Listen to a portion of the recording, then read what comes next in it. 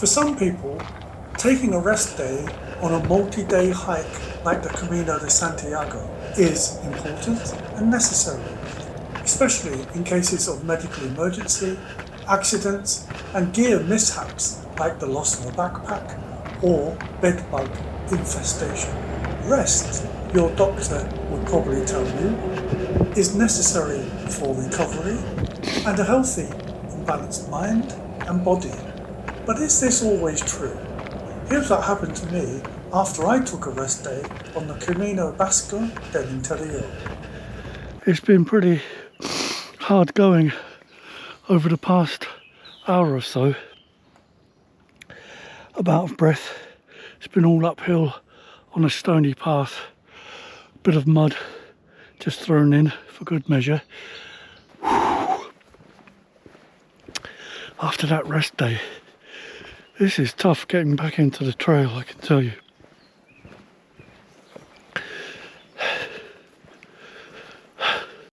When I returned to the trail, I felt awful, and my hiking performance dipped badly to the point where I was demotivated, frustrated, and unhappy. After some reflection and analysis, let me share what I think happened and why. I'll also make some recommendations and give you a huge personal insight at the end about what to do if you find yourself in a similar situation. What was so hard and what went wrong?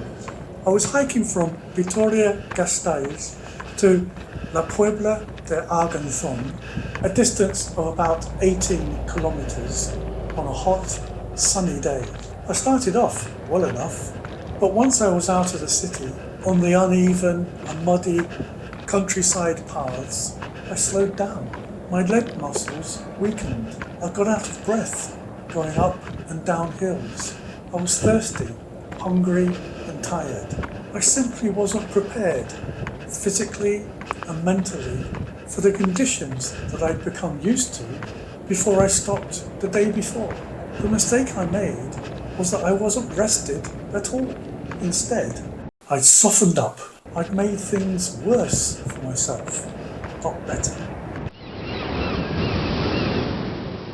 Lost momentum. Walking, hiking and trekking every day builds consistency and habits, such as the feeling that it's normal to be on the move. Additionally, the flow associated with momentum might help with immersion, rhythm and continuous pace. As odd as it sounds, I find it difficult to relax on rest days, as I always want to get going again without any further delays. Endurance and growth. It follows that physical endurance and growth suffer when you're not on the trail. There are benefits in pushing our limits on a daily basis. The goals we set either hold us back or motivate us to crush our expectations. Missed opportunities. When I'm not on the trail, I miss the outdoors with all its benefits and challenges. The intensity of walking every day might also heighten our awareness and presence on the trail. Frequent missed opportunities might add to a sense of detachment and distance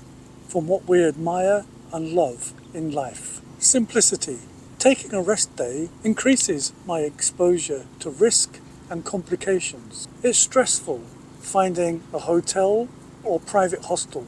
I also find rest days expensive, as I usually eat and drink way too much as I mosey around without any real plans. Self-reliance. I've discovered by not taking a rest day, I become more reliant and dependent on the resources and equipment that I have to hand.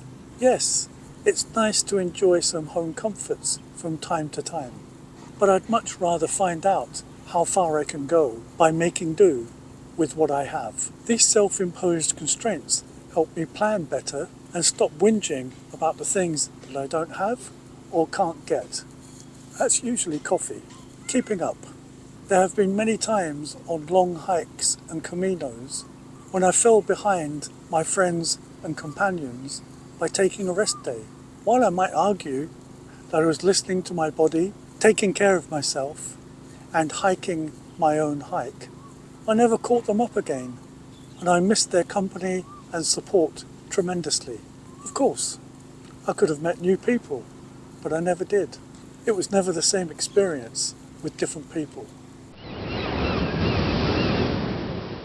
If any or all of these reasons are valid and apply, what can we do to avoid unproductive and debilitating rests on multi-day hikes? Persevere. Press on without any breaks in your hike. Suspend. If circumstances demand, abandon your hike and return to it at a more propitious time in the future. This isn't a failure, rather it's positive action. Safety has to be your number one concern. And rest in motion. Take a half stage or a reduced distance hike. I believe unbroken movement begets progression.